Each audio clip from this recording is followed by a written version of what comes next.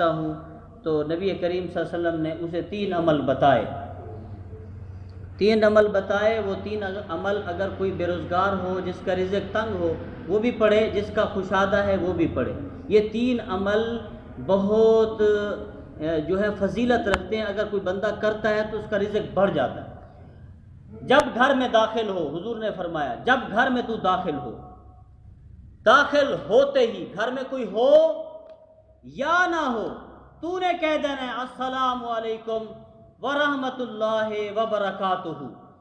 جو بندہ کسی کو سلام کرے، نبی کریم صلی اللہ علیہ وسلم نے فرمایا سلام سے محبت بڑھتی ہے، اور فرمایا کہ جو بندہ کسی کو سلام کرے اللہ اسے 30 نیکیاں عطا فرماتا ہے۔ السلام علیکم 10 نیکیاں، ورحمۃ اللہ 20 نیکیاں، وبرکاتہ 30 نیکیاں، اللہ اسے 30 نیکیاں عطا فرماتا ہے۔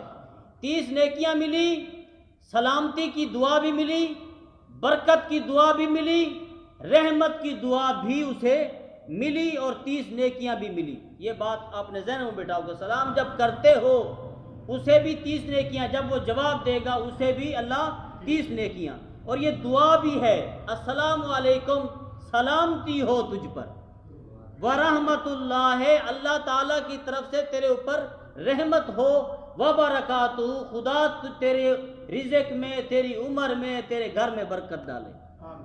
تو یہ بات جب دعا کرتے ہو تو آپس میں محبت بھی بڑھتی ہے، نیکی بھی ملتی ہے، دعا بھی ہو جاتی ہے، پھر کوئی وقت ایسا بھی ہوتا ہے دعا وہ مقبول ہو جاتی ہے۔ ایک بات یہ پہلا عمل جب گھر میں داخل ہونا تو السلام علیکم ورحمۃ اللہ وبرکاتہ۔ دوسرا عمل، جب آپ سلام سے فراغت پائیں تو کسی سے بولنے سے پہلے 3 دفعہ قل هو اللہ احد، سورۃ الاخلاص یہ تلاوت کر لینا، اللہ الصمد لم یلد ولم یولد ولم یکن لہ کفوا احد۔ تیسری بات آخری، درود شریف 3 دفعہ پڑھ لینا۔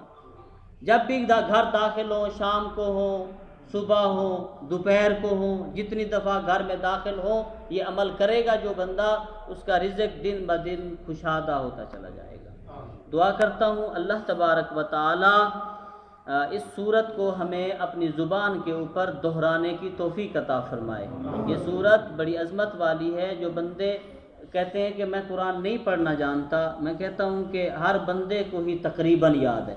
جس کو یاد نہیں وہ کوشش کرے قل هو اللہ احد، اللہ الصمد لم یلد ولم یولد ولم یکن لہ کفوا احد والی صورت کو یاد کر لیں۔ اللہ تبارک و تعالی میرے الفاظ قبول فرمائے، آمین ثم آمین۔